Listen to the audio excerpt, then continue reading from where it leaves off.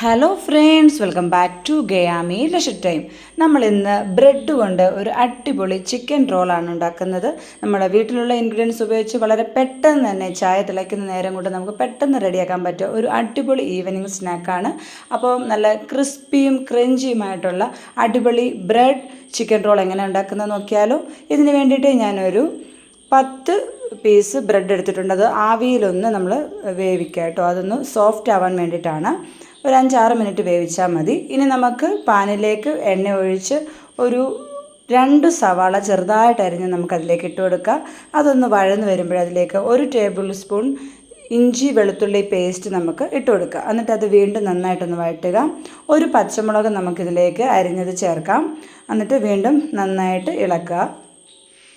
ഈ സവാള ഒന്ന് വാടി വരുമ്പോൾ നമുക്കതിലേക്ക് മഞ്ഞൾപ്പൊടിയും പിന്നെ ഒരു ചെറിയ കഷ്ണം തക്കാളിക്കയും കൂടെ ഇട്ട് കൊടുക്കുക. തക്കാളിക്കയുടെ പകുതി ഇട്ടാൽ മതിയാവും. എന്നിട്ട് അത് വീണ്ടും നന്നായിട്ട് ഇളക്കുക. ഇനി നമുക്ക് പൊടികൾ ആഡ് ചെയ്യാം.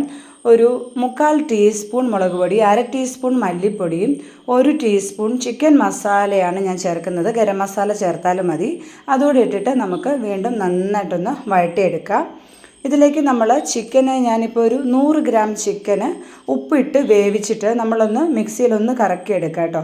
അപ്പോൾ ഇതേപോലെ കിട്ടും. അത് നമുക്ക് അതുകൂടെ ഇതിലേക്ക് ആഡ് ചെയ്തിട്ട് വീണ്ടും നന്നായിട്ടൊന്ന് ഇളക്കി കൊടുക്കുക. ഈ മസാലയെല്ലാം ഈ ചിക്കനിൽ പിടിക്കണം. നമ്മൾ ഉപ്പ് മാത്രമേ ഇട്ട് ഒന്ന് വേവിച്ചിട്ടുണ്ടായിരുന്നുള്ളൂ. അപ്പോൾ മസാലകളെല്ലാം ഇതിലിട്ട് നന്നായിട്ട് പിടിക്കാൻ വേണ്ടിയിട്ട് നന്നായിട്ടൊന്ന് വഴറ്റി കൊടുക്കുക. അപ്പോൾ ഉപ്പൊക്കെ നമുക്കിപ്പോൾ ഒന്ന് നോക്കാം കേട്ടോ. ഉപ്പൊക്കെ കുറച്ചുകൂടെ വേണമെങ്കിൽ ഇച്ചിരി കൂടെ ആഡ് ചെയ്യാവുന്നതാണ്. എന്നിട്ട് നന്നായിട്ട് ഇളക്കി എല്ലായിടവും നല്ലതായിട്ട് ഇളക്കി കഴിഞ്ഞ ശേഷം നമുക്ക് ഗ്യാസ് ഓഫ് ചെയ്യാം. ഇനി നമ്മൾ നേരത്തെ ഒന്ന് ആവിയിൽ വേവിച്ച് വെച്ചിരിക്കുന്നത്, അതായത് കുറച്ച് നേരം ഒന്ന് ആവി കൊണ്ടാൽ മതി. ബ്രെഡ് നല്ല സോഫ്റ്റ് ആവാൻ വേണ്ടിയിട്ടാണ്. അതിൻ്റെ അരികെല്ലാം ഞാനൊന്ന് കട്ട് ചെയ്തിട്ടുണ്ട്. എന്നിട്ട് ഇതേപോലെ ഒരു ചപ്പാത്തി കോലുകൊണ്ട് അത് നന്നായിട്ടൊന്ന് പ്രസ് ചെയ്ത് കൊടുക്കാം. പെട്ടെന്ന് അത് പൊട്ടിപ്പോകാതിരിക്കാൻ വേണ്ടിയിട്ടാണ് കേട്ടോ. എന്നിട്ട് നമ്മൾ റെഡിയാക്കി വെച്ചിരിക്കുന്ന കൂട്ട് അതിന് നടുവിലേക്ക് വെച്ചതിന് ശേഷം നമുക്ക് ഇങ്ങനെ റോളായിട്ട് ഇതേപോലെ മടക്കിയെടുക്കാം. ഇതേപോലെ ഇങ്ങനെ പെതിയെ മടക്കിയെടുക്കുക. ഇനി നമ്മൾ മൈദ, ഞാൻ ഒരു 1/2 കപ്പ് മൈദ ഉപ്പിട്ട് നന്നായിട്ടൊന്ന് കലക്കി വെച്ചിട്ടുണ്ട്. അതേപോലെ ഒരു 5-6 ബ്രെഡ് നന്നായിട്ട് പൊടിച്ചും വെച്ചിട്ടുണ്ട്.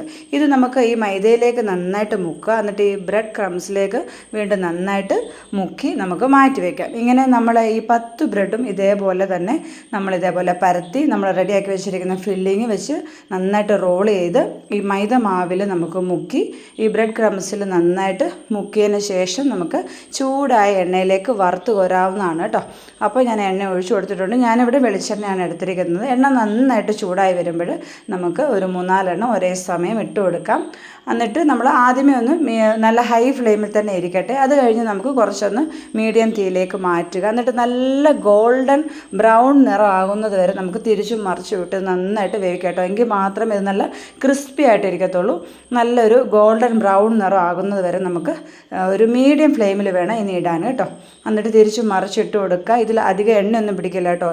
നമ്മൾ ബ്രെഡ് ഒന്ന് ആവിയിലൊക്കെ വെച്ച് എടുക്കുന്നതുകൊണ്ട് തന്നെ നമ്മൾ ഇതിൽ എണ്ണയൊന്നും പിടിക്കില്ല. സാധാരണ നമ്മൾ ബ്രെഡ് ഒക്കെ എണ്ണയിലിട്ട് കഴിഞ്ഞാൽ എണ്ണ നന്നായിട്ട് പിടിക്കും. പക്ഷേ ഇത് എണ്ണയൊന്നും പിടിക്കില്ല. നല്ല ക്രിസ്പി ആയിട്ടിരിക്കും. നമ്മൾ കടയിൽ നിന്നൊക്കെ വാങ്ങിക്കുന്ന ചിക്കൻ റോള് പോലെ തന്നെ ടേസ്റ്റിയാണ് കേട്ടോ. അപ്പോൾ അടിപൊളി ചിക്കൻ റോള് ഞാൻ അങ്ങനെ എല്ലാം കോരിയെടുക്കുന്നുണ്ട്. നമുക്ക് ഇതേപോലെ ഒരു ടിഷ്യൂ പേപ്പറിൽ ഇട്ട് കഴിഞ്ഞാൽ എക്സസ് ആയിട്ടുള്ള ഓയിലുണ്ടെങ്കിൽ അതങ്ങ് പൊയ്ക്കോളും. ബാക്കിയുള്ള റോളും ഞാൻ ഇതേപോലെ എണ്ണയിൽ ഇതേപോലെ വറുത്ത് കോരിയിട്ടുണ്ട് കേട്ടോ.